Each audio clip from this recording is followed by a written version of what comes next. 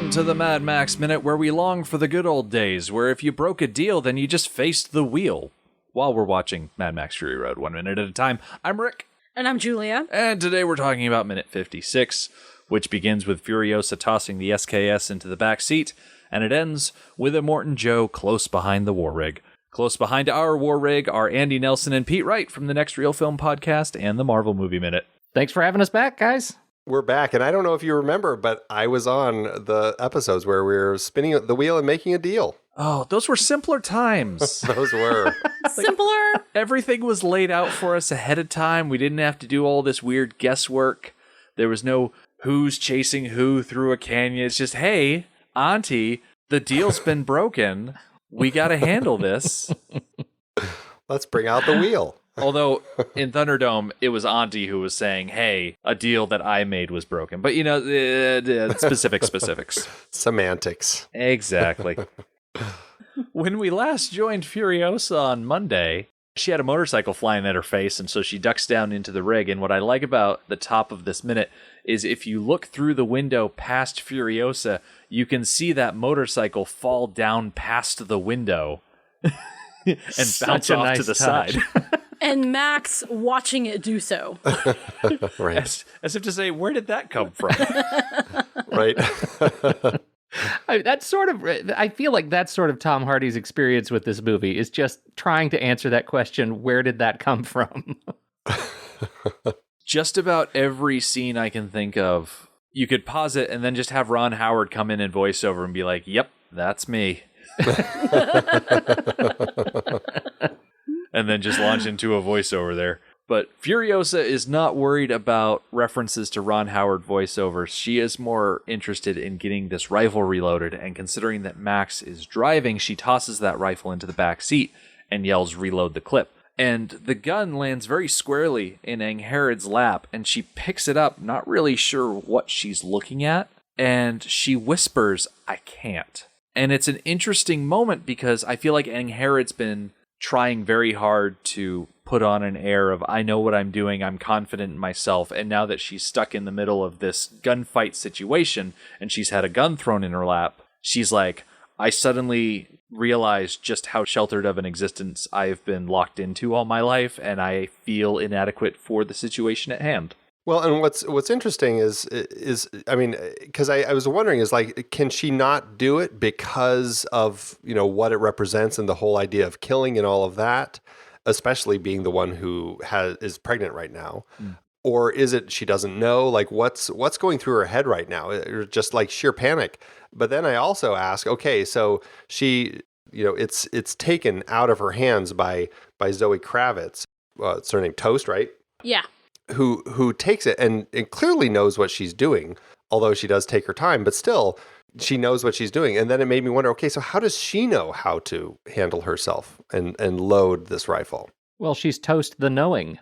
Mm-hmm. Right, so she knows. Of course she knows how to do this. That's her name, Andy.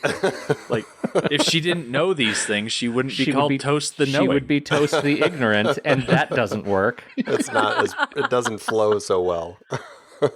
Julia, what do you think? I think that I'm going to throw the female perspective card on the table here.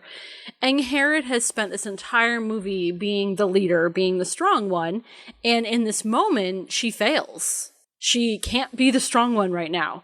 And whether it's because she realizes how much death is around her and she can't participate in that, or she just doesn't know how to do it, or the feelings that she has been feeling with her belly the last few minutes have gotten her all discombobulated. We don't know. But right now, she can't be strong. Toast, she wants to be the strong one. I think she desperately wants to be the leader. And if it weren't for Angharad, she would be the leader. She is second to Angharad in the realm of, like, confidence and leadership qualities, ability to get things done. And she has an opportunity to pull ahead of Angharad here. And I think that's why she takes the opportunity with such gusto. And there are looks. Once she takes the gun, saying, I'll do it, her and Angharad share a look. And it's not a nice look. I mean, I didn't think it was a very nice look, and I'm terrible at interpreting expressions. I think that there is thinly veiled animosity in that look between the two of them. I would like to think that Toast is called the Knowing because Toast looked at Angharad and said, well, I'm not a tall, svelte, blonde woman. I'm pretty sure Toast is the shortest of the 5. She is, yeah. Even though Cheeto is definitely the youngest. And so she probably looked at the physical differences between her and Angharad and said, yeah, well, I'm going to know all of the things. And so Toast probably knows how to load that rifle because maybe she found a manual. They've got this giant pile of books in the harem. Yeah, see, I don't think she really knows how to load the rifle. Do you think she's just good at guessing? I think she's faking it. Or she tried to peek around Max's arm when he was loading it and kind of caught enough that she has a rough idea of how to do it? Yes, I think the knowing part of her name is more about observation than book learning. I think she knows things because she pays attention. It does make you wonder, though, if capable is capable of doing it. Right, because just knowing does not mean that you can execute, right? Toast the reloading was who we need. Yeah.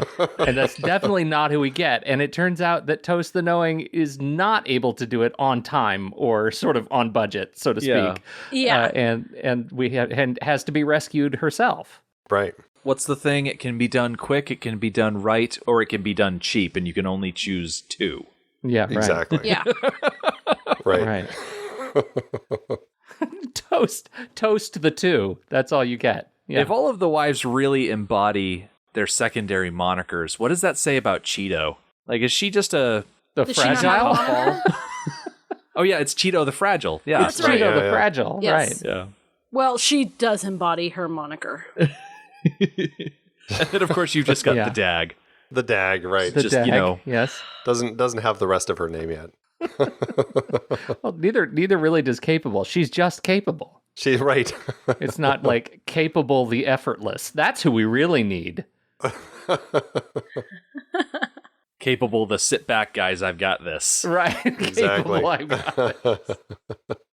So once again, we've got this example, and I'm talking about the Rock Rider Chief, of someone who is so painfully good at their job that they're able to do amazing things. The Rock Rider Chief comes up behind the war rig. He launches himself off of a dirt ramp and lands on the very thin walkway atop the tanker. It is, I'd say, maybe 4 to 5 times wider than his tire. So in the overall grand scheme of things, it's not something that a normal person would have an easy time landing on. Right. Assuming a normal person is coming down on it on a moving vehicle from 30 feet and 40, 50 miles an hour? Yeah. I mean, the fact that the tanker is moving... I could totally do that, but I wouldn't. Like, someone could jump off of a ramp and land on something this narrow if the thing that they were landing on wasn't Right. moving. Right. Yeah, that would be so easy. Yeah. I'm a big fan of being shot out of a cannon. You know, it's point and shoot. Just point. There's a degree of complexity to this particular sequence that really is fantastic. But then he's able to stop and land it, right? He lands it and then he's able to stop and focus enough to pull out his weapon. I think he's extraordinary. He's superhuman. I kind of like the Rock Rider Chief's little grease gun holster thing on the front of his bike. It's very convenient because it's just forward of the handlebars. All he has to do is lean forward a little bit and then boom, there it is. It works really nicely for what he's trying to do there. You know, just it slips out perfectly. It's very easy for him, and he's able to just kind of whip it out as soon as he needs it and start getting ready to shoot. It's efficiency, and I think that's what these guys needed in order to. I mean, that's I think what these rock riders are really defined by is. I mean, these guys are on vehicles that are not going across the plains like everyone else. They are going up and down through these canyon walls. And so everything about them is about efficiency and lightness and making sure that they have what they need to just kind of, stay as mobile as possible. And so I think in that term, I think it works really effectively for him. Not to mention they're really fuel efficient too. Yeah, absolutely. Tiny little engines like that, those are gas sippers. Nowhere near the war rig's level of consumption. Yeah, how long do you think it would have taken them to go through that giant tank that Furiosa was going to drop off for them? Oh, that would have lasted years. forever. Years. So Furiosa, seeing the Rock Rider chief bearing down on her, pops down into the rig again, and she's holding out her hand to Toast, be like, the gun, give me the gun. And Toast is like, it's not ready. Like, chill. And there's no time to chill. We can't be chilling. Everyone is screaming. Everyone is shouting. It's not a stress-free environment.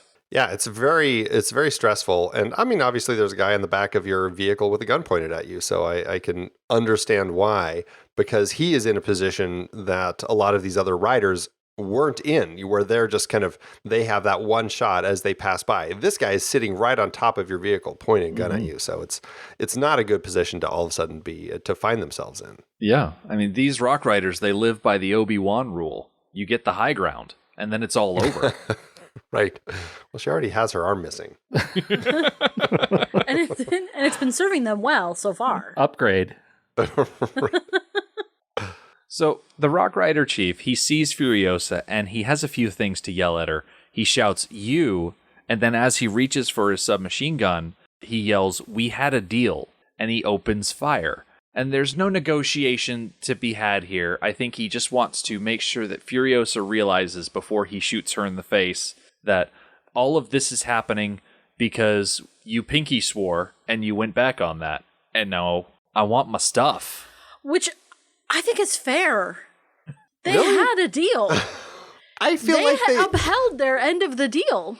Well, I feel like she did too for the most part. I mean, No, she didn't. The only thing that she didn't was the fact that there were more people behind her She than didn't she leave said. the fuel. Well, That's the kicker. right? But they started shooting at her before they could do anything.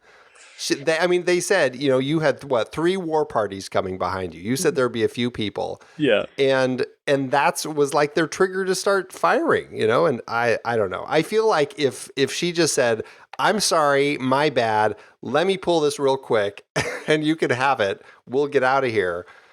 I don't know. I feel like it's very wishy-washy as far as who's at fault right here. Wow. I think what we need is a post-apocalyptic Judge Judy.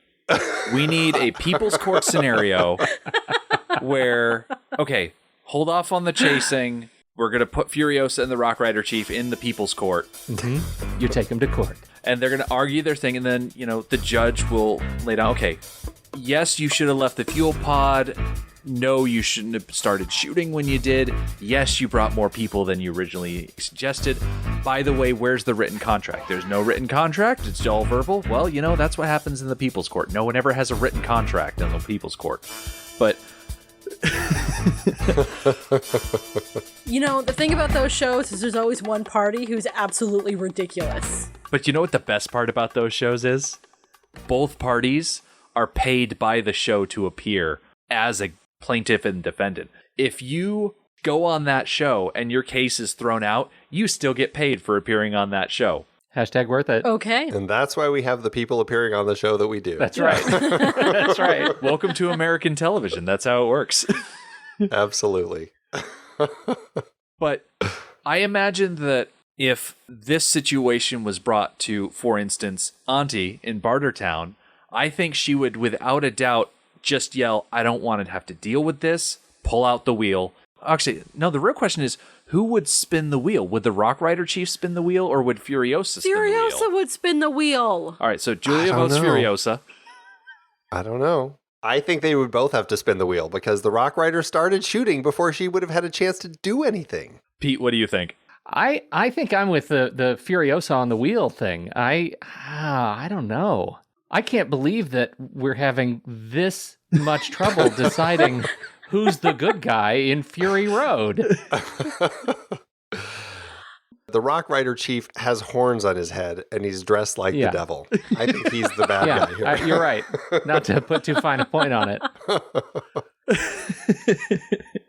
When we were talking about the initial deal breaking down moment, we noted that all Furiosa had to do was unhook that fuel pod and then take off.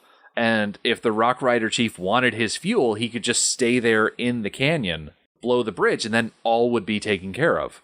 Like, sure, you've got 3 massive war parties bearing down on you, but just roll that fuel pod out of the canyon and go your merry way and let those war parties go on by you. No one is really spotless as far as the specifics of the deal are concerned. That's the judgment that I'm making. The Rock Riders are very serious negotiators. I think that's maybe what she didn't count on, is that they were going to just start shooting. Yeah. Maybe. They just needed to exercise a little bit more patience is all. That's right. And That's Furiosa right. needed to walk a little bit faster. Mm-hmm.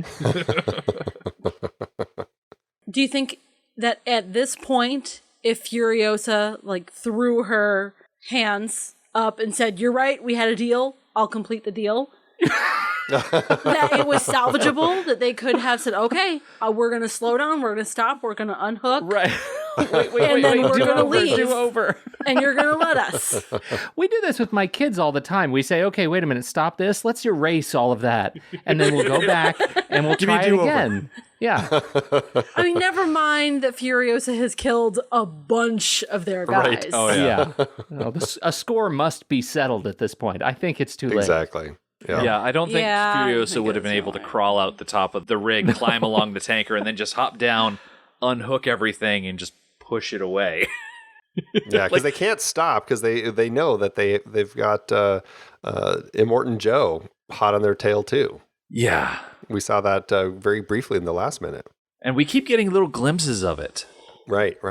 When you look past all of the riders, you can sometimes just peek out and see the Bigfoot trailing from behind. But with all opportunity for negotiation out the window because the Rock Rider chief opened fire, Furiosa is taking cover in the rig, and Max pulls out the 38 special from the bullet bag, and he fires through the back window and takes out the Rock Rider chief with one shot, which, hey, good for Max. He's been wasting bullets so far this week, and so it's nice to see him just one shot, one kill taken care of. This is a whole blind squirrel and a nut thing with Mad Max, right? Max, you know? Good on you, man. Don't get cocky. Yeah. Although, moment of silence for that back window, because there's no way you can replace that window like that in an apocalypse. Where are you going to find a window that specific size? I'm still wondering, why are there any windows ever? Yeah. Right.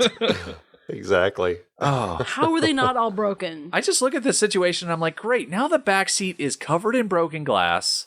They don't have a dust buster. They don't have a waste bin brush thing to clean up all that broken glass. And none of those rags are going to protect the wives if they sit on a piece of glass and just shift the wrong way. They're going to get a piece of glass in their butt. No shifting, Well, if it's ladies. tempered glass, no it'll be the shifting. nuggets. Right. And I think it is tempered because it does look like nuggets. Right. Yeah. Which the way are it much falls away. easier to clean up and harder to cut yourself with. Yeah. Yeah. So that's helpful. But then we get to my favorite mini sequence in this thing, where he's got his gun. What he looks like? Did he pick up something new? Is that the? So she picks up the blunderbuss flare gun, which is delightful. And this entire exchange, as he breaks out the window and she shoots the flare, and the incendiary powder blows up everywhere, and the screen goes from blue to red immediately, is really satisfying. Yeah. At this point, there's nothing I want more than to watch a guy get hit in the face with a flare. So Max had to drop the 38 special. Maybe he only had one shot left because he picks up the Luger P08. And I love this little bit of teamwork between Max and Furiosa. Because in this action sequence here, this is the first real example that we've seen of them working together, largely out of necessity, really. But in this instance, Max sees that she has a flare gun, and he knows that, okay, well, if you shoot that out a window, rig's going to get full of gas, and so he shoots out the window for her. And I love how, and Pete, you called it, she pegs the rider square in the face. And it just explodes with this beautiful red poof of smoke, and I'm like, what a way to go out. Like, what a way to go. You got this giant bomb that you're holding on to, and all of a sudden, poof, giant red cloud. And Yeah, but that's not a kill shot, is it? no, the kill shot No. comes when he bounces off the ground, comes off of his motorcycle, and hits the ground. Because that, Not pretty. oh, that is a rough hit. That angle is exceptional too. That angle under the truck is where you see them as they throw the motorcycle and the guy under that truck is just exceptional. Yeah, it's a great shot where the camera is like mounted onto the back of the bike as he kind of hits the ground and kind of almost rolls right into it before we cut under the truck. Truly, yeah, where we get the sort of bomb POV. We're just behind the bomb. I love it. I think this rock rider just barely misses hitting the spikes on the side of the tanker. And he definitely would have stuck there, which would have been pretty grisly. So it's a good thing he didn't hit the spikes. Yeah, very much so. You know what would be an interesting count to keep is number of people who have died in this series through all 4 movies by being sucked underneath a rig. Ooh. Okay, well, first and foremost, would you count Toe Cutter from the first movie? Because he was technically smashed against the front and then went under the wheels. No, Gotta be I'm thinking just people who've come in from the side. Okay. And gotten sucked under. So that would be like the dude with the arm crossbow, the tent lover, who got sucked under the wheels. Yep. That would be like Warrior Woman, arguably, because she technically got sucked under the wheels, although you could argue that was after she was shot by Wes. Well, it depends on if she was still alive when she got sucked under. Yeah. Which is debatable. I think she was clinging to life, but... Yeah. And then we don't get any rigs in Thunderdome. No. But... It's really just Fury Road and Road Warrior. Yeah. I mean, if you want to talk about the 2 movies that people really love in the series, you could say the same thing. Yeah. It's the ones where people get sucked under the rigs. Yeah. I think people still really just don't give Thunderdome enough credit, but, that's a whole other discussion for about 107 different days that we had last year. Right. This is it's a crazy scene though, because he does get kind of sucked under the rig, and I don't know. I can't quite tell. It looks like it's going so fast. It looks like just a giant thing of dynamite that he's holding, or potentially like this bomb or whatever it is, kind of in some sort of a case. But whatever it is, it's like it doesn't go well for him. And then of course he's got this ignited bomb that he's carrying that of course leads to this fantastic explosion that I'm honestly surprised watching this that it didn't actually blow the gas tank at the very back. Instead, it just kind of separates it conveniently. Yeah. I just want to raise one for this guy that he died sucked under the tires. Like, he could have, if it were just a few feet further forward, he could have died like smashed into the sheet metal like spikes that are just above the tires, those front tires. Like, he is perilously close to bouncing up into those like teeth coming off the side of the truck. Really, this is a cleaner way to go. I think it is the cleaner way to go. Yeah. Well, it's the faster way to go, that's for sure. So with the fuel pod free, it just kind of lists off to the side. We get a nice POV from Joe, and we can see the fuel pod. I guess the wheels aren't aligned the right way as it sort of careens off to the side, and it actually turns more and more severely as it goes, to the point where it rolls into the side of the... Well, we're kind of in a canyon, but it rolls into some nearby rocks and completely explodes in this gigantic fireball. Right. The actual explosion from the actual bomb wasn't enough to do this, but rolling gently into the rocks is what sets it off. That's what I'm saying. But it sure looks good. It sure looks good. I'm sure there was some sort of valve that got ruptured and it's started all about the pouring valve. out. It is on fire. The whole front of it is on fire. So Yes. Sure. And the actual explosion comes from the back, not from the front where it makes contact with the boulder. So lends credence to the valve theory.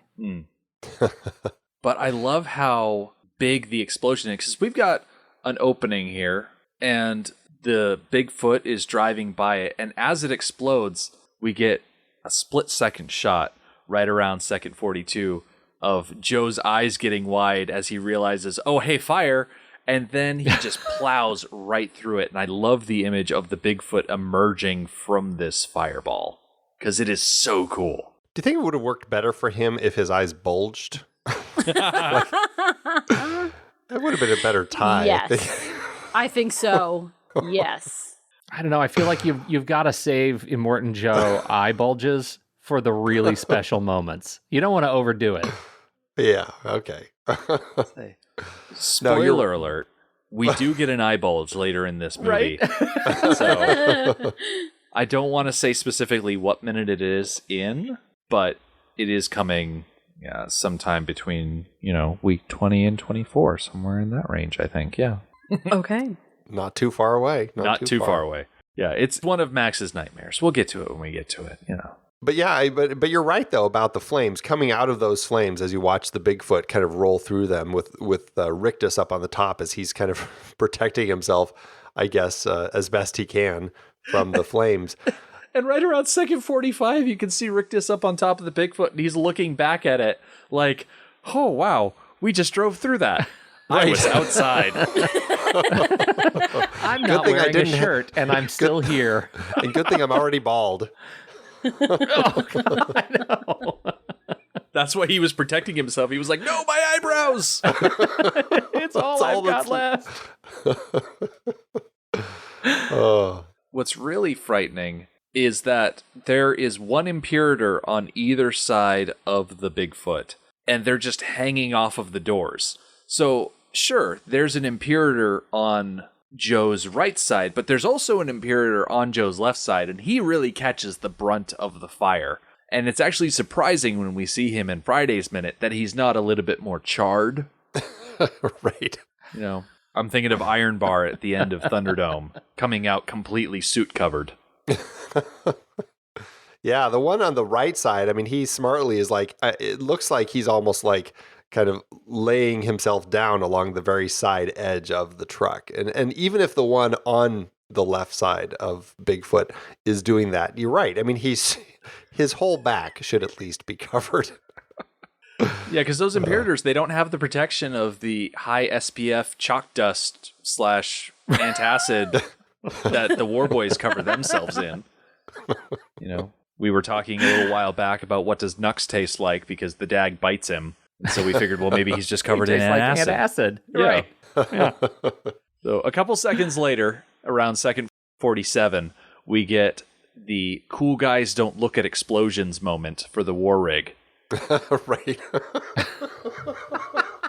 That is totally what that second is. It's like, yeah, we're just driving away from this. And Pete, you mentioned on Monday the whole every frame a painting sort of thing. Yeah. Just seeing this gigantic war rig speeding away from this blooming explosion is so great. It's so great. And then we get a reverse shot of it from up on top of a hill, and a couple of rock riders show up, and they're looking at this big old mushroom cloud. And there's no dialogue in this moment.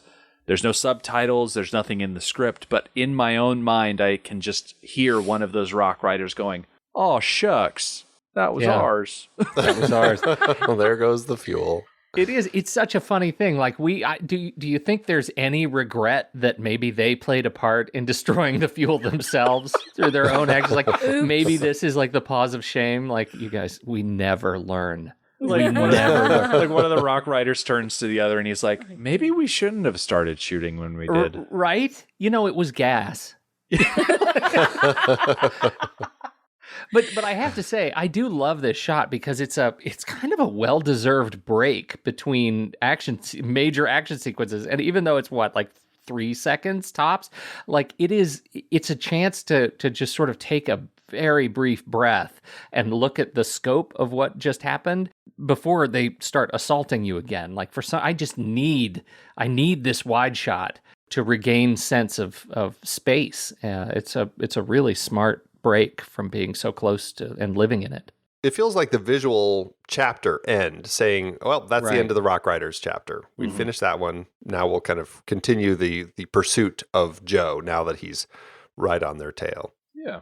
It's the sand people on the bluff. It reminds me of Road Warrior at the very end when the rig had flipped over and kind of the dust was settling.